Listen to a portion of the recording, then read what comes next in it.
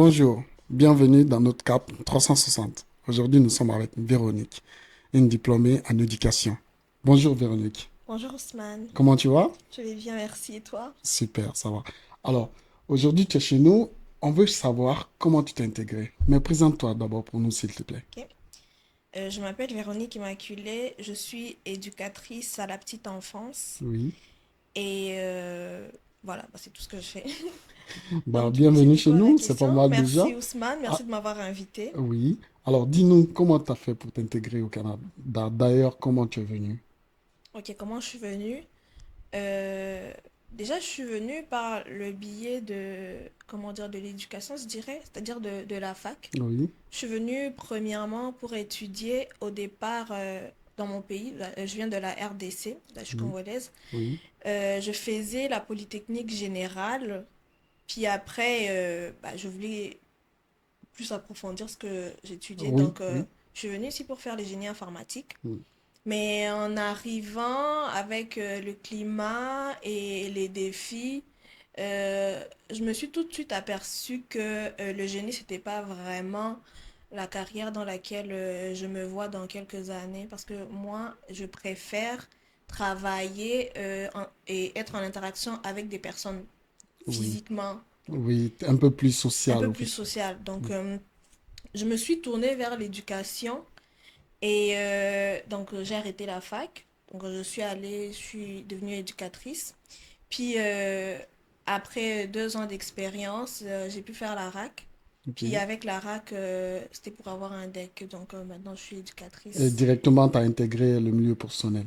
Oui, directement. Alors, dis-nous, c'est vrai que malgré le cheminement un peu qui n'est pas lié, qui n'est pas parti directement à la fac pour finir, euh, comment tu fais pour t'adapter avec tout ça? Parce que de toute façon, c'est compliqué. Il faut avoir beaucoup plus d'informations pour pouvoir obtenir ce que tu voulais. Comment tu as En fait, fait? l'information, je l'ai eue directement quand j'ai commencé à travailler comme éducatrice. C'est que je suis partie et c'est là que j'ai découvert que je pouvais faire ça. Ok. Parce avant d'être éducatrice, je ne savais pas que je pouvais faire une RAC, mais c'était en accord avec la direction de mon travail. Ok. Donc c'est la direction qui m'a parlé, qui m'a proposé de faire ça parce qu'ils ont besoin d'éducatrices, parce que dans le milieu de l'éducation, surtout à la petite enfance, il y a une pénurie de main-d'œuvre et ils veulent que toutes les personnes qui viennent puissent rester. Oui. Et je suis partie, j'ai aimé Oui. et j'ai décidé de rester. C'est pour ça que j'ai choisi de faire la RAC. Alors, quelles sont les difficultés que tu as rencontrées là-bas? Est-ce que tu as eu vraiment des difficultés à t'intégrer dans ce milieu qui est vraiment social?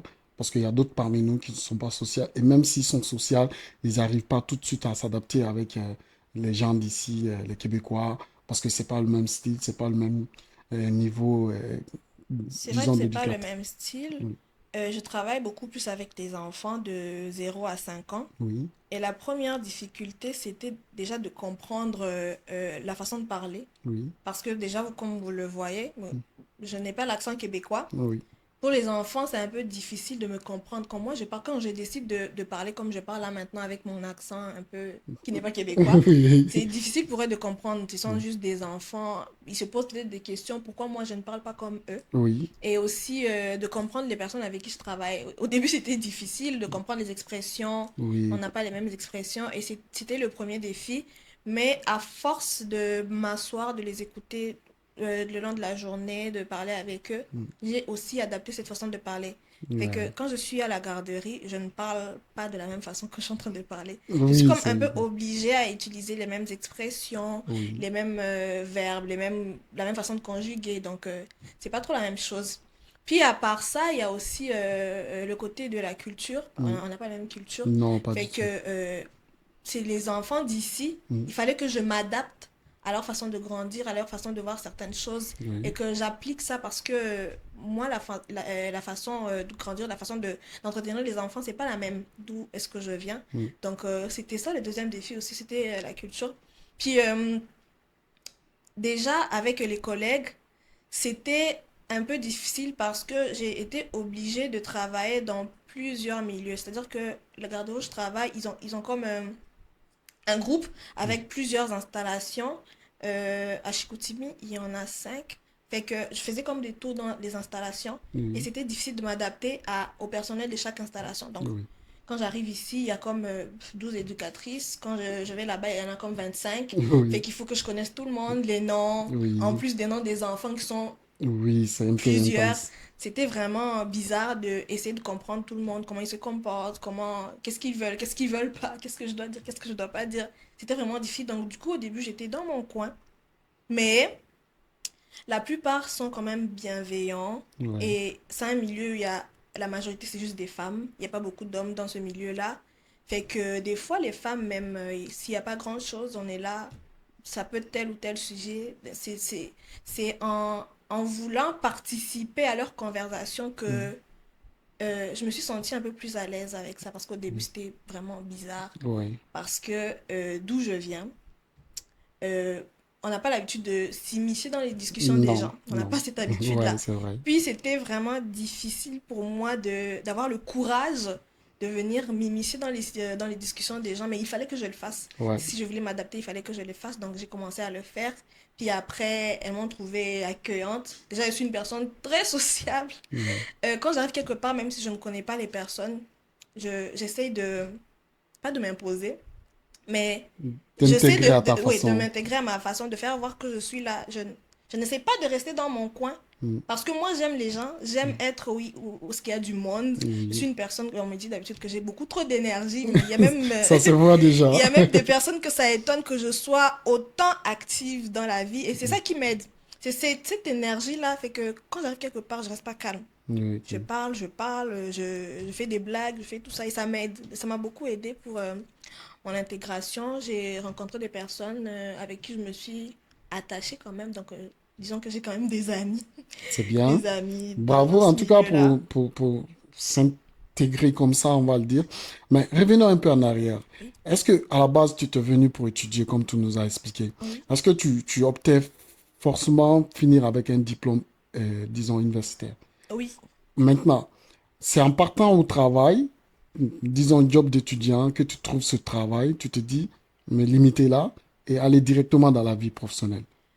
En fait, ça, j'ai trouvé que c'était le moyen le plus court d'avoir un diplôme. Oui, Sans aller à l'école, bien évidemment, parce que il fallait que je travaille. J'apprenais directement au travail.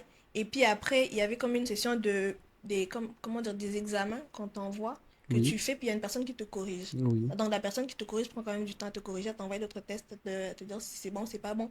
Puis à la fin, tu vois, je me suis dit que c'est quand même un peu plus facile parce que l'université, je l'ai vécu pendant une session, c'est vraiment stressant. Mm, C'est vraiment stressant, surtout avec le temps qu'il fait ici pendant l'hiver. Il faut que les nouvelles personnes que tu rencontres, la nouvelle vie, déjà loin de la famille. Pour moi, c'était pas la première fois que je partais loin de la famille parce que quand j'ai commencé l'université au pays, je suis partie à Kinshasa. Je suis pas née à Kinshasa, je suis partie dans la capitale pour commencer l'université. mm, J'ai fait 2 ans là-bas, bah, j'ai rencontré des nouvelles personnes, j'ai vécu avec toute catégorie de personnes, donc oui. cet aspect-là, je le connaissais déjà. Donc, Oui. c'était pas dérangeant pour moi de revenir encore et de recommencer la même chose, mais c'était plus Un peu plus euh, long. un peu plus lent, des cultures des pays Oui. différents, ça c'était comme un autre petit challenge. Et puis c'était des personnes avec qui on ne parlait pas les mêmes langues, donc en colocation c'était un peu, C'est dur. un peu dur. Si on n'est pas habitué, oui. Ouais, ici, Mais moi, justement, la question que je voulais poser derrière ça, parce que on voit partout actuellement, il y a d'autres qui disent d'aller à l'école. Au Canada, quand on arrive, il y a d'autres qui disent ne partez pas si vous avez les moyens ou les papiers requis pour aller travailler. Est-ce que tu es pour ceux donc qui disent d'aller d'abord à l'école avant d'obtenir le boulot ou pour directement aller au boulot après revenir à l'école? moi je dirais Parce que que toi, tu as vécu juste le juste le milieu qui est là. ouais, moi je dirais que si vous avez les moyens d'aller à l'école, je vous conseille de partir à l'école parce que même dans les milieux du travail, une personne qui est partie à l'école et une personne qui n'est pas partie à l'école n'ont pas le même niveau. Non. Même côté salaire, c'est pas le même niveau. Et c'est quand même un peu frustrant de voir que on fait le même travail, Oui. la même chose et qu'on n'a pas le même salaire. Oui, bien sûr. Il suffit juste que j'aille à l'école pour pouvoir avoir un peu plus. Et tout le monde sait que dans ce pays, Mm. c'est très important. Si on peut avoir plus, ça Mm. serait toujours mieux d'aller Oui, où ce qu'on peut même avoir un plus. dollar de plus, Même un ça va. dollar de plus, c'est vraiment beaucoup. Et Ok. moi, je conseillerais toujours d'aller à la fac parce que le diplôme, c'est important. C'est vrai que on a vraiment la possibilité de travailler dans tel ou tel domaine sans avoir été formé à l'école dans ce domaine-là, mais c'est toujours mieux d'aller en apprendre plus à l'école. Parce que même moi, c'était vraiment difficile au début de connaître telle ou telle technique parce que moi, je ne l'ai pas appris à l'école. Mais ceux qui sont partis à l'école, ils savaient déjà quoi faire Oui, dans telle ou telle situation. Moi, je ne le savais pas. Il fallait que je l'apprenne. Il fallait que ça se répète encore et encore oui. pour que je puisse l'apprendre. Donc, c'est toujours mieux d'aller à l'école, surtout côté Oui, parce salarial, que ça se côté voit. niveau. Justement, quand tu es parti travailler, le boulot t'a renvoyé encore à l'école Oui, c'est pour ça. passer une session, t'améliorer et revenir encore. Oui, c'est ça. Il faut toujours aller à l'école si on a les moyens. Puis le meilleur vient après. Ouais. Bah, bravo pour ça aussi, parce que ça nous inspire déjà pour donner une bonne position en disant il faut vraiment aller se former avant d'aller au travail. Ouais. Alors, la question suivante, on veut savoir, euh, ce milieu dont tu es aujourd'hui, tu t'es bien intégré, en 10 ans, tu te vois où? Ici, au Congo, ou encore plus donner de la force dans ce que tu fais? C'est vrai que j'aime le milieu de l'éducation dans lequel je suis, mais ça ne correspond pas encore complètement à ce que je veux. Comme je l'ai dit précédemment, que je suis une personne qui aime être en interaction directe avec des personnes, Oui. genre un truc plus social, quoi. Mm. Moi, dans le fond, depuis quelques années en avant, ou peut-être depuis toujours, euh, le seul métier qui m'a vraiment, qui ne me fatigue pas, qui ne me... Donc, le truc pour lequel je suis passionnée, c'est organiser des choses. Ok. Ça, les personnes qui me connaissent le savent. Je suis une personne qui aime toujours organiser des choses. Faites par-ci, faites par-là. euh, on va parler de ça, on va parler de... Donc, toujours organiser des petites choses, que ce soit des anniversaires, peu importe ce que Ouais, c'est. pour réunir les gens, Oui, tout pour, ça. voilà, réunir les gens, en tout cas, les gens savent que je suis forte dans ça. Ok. Et moi, ce qui m'intéresserait, ça serait travailler dans l'événementiel, Ok. c'est-à-dire organiser, l'organisation d'événements. Donc, Et en parlant de ça, tu te vois encore revenir à l'école, apprendre ouais, ce domaine et partir encore c'est vrai qu'avec travailler. tout le chemin que j'ai fait dans ça, j'ai quand même certaines compétences, mais il faudrait toujours aller à l'école Oui. pour en apprendre beaucoup plus. Et c'est ça que je me dis, à part le diplôme que j'ai, le second diplôme que je voudrais avoir, c'est en fonction avec l'événementiel, parce que Oui. moi, je voudrais travailler dans ça. Et aussi, j'ai commencé récemment comme un petit business Mm. qui part dans ce sens-là. Je fais des bouquets de fleurs en passant. Bravo. Et merci. Et de là, je me dis que je commence par les bouquets de fleurs. Je crée mon entreprise qui sera bientôt reconnue Mm. au Québec. Et les autres services que je vais augmenter dans mon entreprise, ça serait la décoration et aussi l'organisation des événements. Et comme ça pourra m'aider à me booster dans le milieu que je voulais. Ok. Alors, justement, parlant de ce que tu crées, est-ce que aujourd'hui tu te vois jumeler les deux? Parce que on sait qu'après le boulot à la maison, déjà tu rentres vraiment, t'as être fatigué de malade. Et comment tu arrives à gérer les deux? Très bonne question. C'est vraiment difficile. C'est vraiment difficile d'arriver à jumeler les deux parce que déjà, quand on va au travail le matin, qu'on revient le soir, c'est sûr qu'on est fatigué, Oui, ouais, peut-être qu'on a été stressé, oui, on a envie de se reposer, de oui. faire à manger, de parler avec les proches, par exemple, au téléphone, qui sont loin ou peu importe. Et si on a autre chose à faire, là, ça va être difficile. Et là, il y a la procrastination qui vient Ouais, qui nous s'imposer, qui fatigue dit beaucoup. je vais faire demain, mais à force de dire que je vais faire demain, finalement, on ne fera jamais rien. Donc, ça demande vraiment beaucoup de sacrifices. Si on veut créer quelque chose, ça demande vraiment beaucoup de sacrifices parce que je commence mon business, je ne suis pas sûre que ça va fonctionner. Il Non, on faut croise les doigts. Ouais, on Ouais. croise les doigts, on fait tout pour que ça Oh fonctionne. oui, Et mon travail, je ne peux pas négliger mon travail pour me concentrer sur mon business parce que c'est grâce à ce travail-là que je vis. oui. C'est grâce à ce travail-là que je suis celle que je suis. Donc, le truc à faire, c'est juste d'avoir un bon, comment on dit? Planning? Oui, un bon planning. Oui, Donc là, tu sais que, voilà, j'ai mon horaire de travail. je fais ça pendant la semaine, voilà, là j'ai un créneau, je peux l'utiliser comme ça. Il faut vraiment être ordonné et coordonné dans tout ce qu'on fait pour pouvoir faire. Sinon, si on part juste, on se lève comme une poule, puis on dit, voilà, je vais aller au travail, peut-être que quand je vais rentrer, je vais faire, et là on ne fera pas. Oui. Et il faut vraiment avoir le courage pour faire ça. Moi, j'ai commencé euh, un soir, bon, après avoir réfléchi plusieurs fois à qu'est-ce que Oui. je pourrais faire, parce que, Oui, parce que effectivement, ça c'est une très très ouais, bonne question. Parce que moi, par exemple, je quitte au boulot, je suis fatigué, je me demande qu'est-ce que je vais faire. tu es un peu Et deux en fois, j'ai envie de galère juste de dormir. Pourtant, dormir, j'ai ouais. fini à 17 heures, par exemple. J'ai quand même eu la grâce de rencontrer quelqu'un qui vit ici depuis plusieurs années, qui a travaillé dans le gouvernement et qui m'a aidé. Ses conseils m'ont vraiment beaucoup aidé, c'est mon consultant. Ok. Bah, j'ai été obligée de prendre un consultant Oui. qui en sait beaucoup plus que Ok. moi sur ce qui se passe, sur J- comment créer un Dans ce cas, tu business. conseilles des mentors, c'est ça? Oui, c'est très important parce que la première fois qu'on s'est vu, qu'il m'a parlé de son parcours et des opportunités que je peux avoir parce que j'ai décidé de faire un business, Mm. ça m'a vraiment ouvert les yeux. Ça Ok. m'a vraiment ouvert les yeux et je me suis dit que, ok, j'ai de l'avenir. J'ai de l'avenir parce que j'ai osé. Et là, ça me pousse à donner un conseil aux gens et de dire Oui. que quand on n'ose pas encore, on ne peut pas savoir ce qui nous attend. Donc, qui ne tente rien n'a N'a rien. rien, Il oui. faut déjà tenter pour pouvoir se dire que voilà, il y a quelque chose.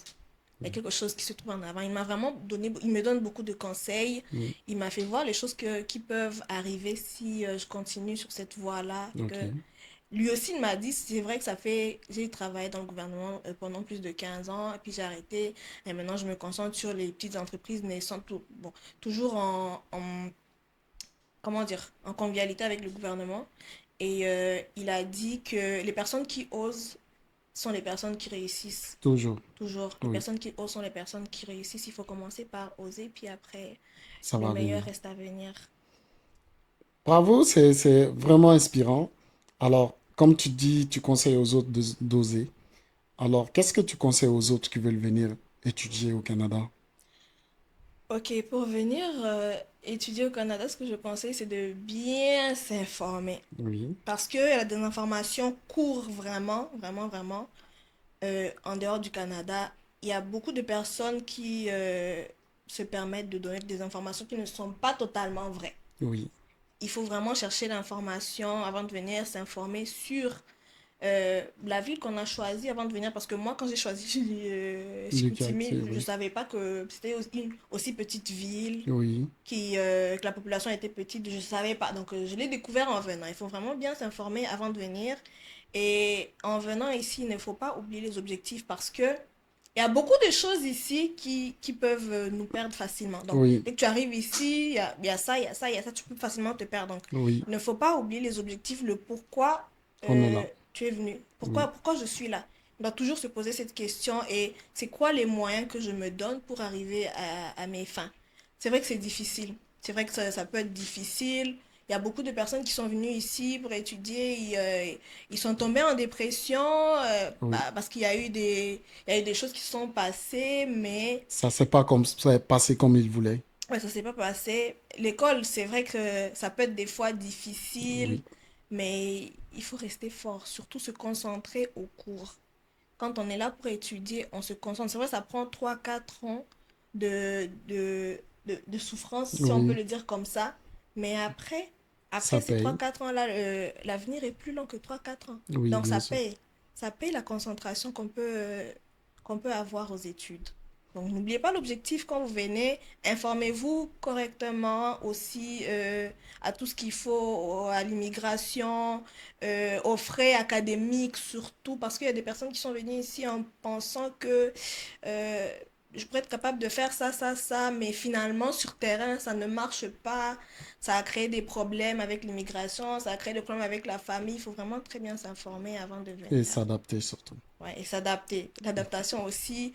En parlant d'adaptation, quelque chose que je peux dire aux gens, c'est de ne surtout pas rester seul. Ok. Surtout pas rester seul dans un milieu où tu arrives, Tu tu ne connais connais personne. personne Ouais. et tu veux encore rester plus seul. avec l'hiver. L'hiver est vraiment, vraiment stressant et il faudrait quand même approcher Mm. les gens. Pas pour dire que bah, si tu ne veux pas que ce soit très, très, très profond, mais quand même voir du monde, ça fait vraiment du bien. Ok. Après avoir été à la fac pendant plusieurs heures, après avoir été au travail pendant plusieurs heures, ça fait du bien de voir d'autres personnes, par exemple, de Oui. parler, d'échanger, d'apprendre avec les expériences des autres aussi, ça peut aider. Oui, bien Ouais, sûr. ça peut vraiment aider à avancer.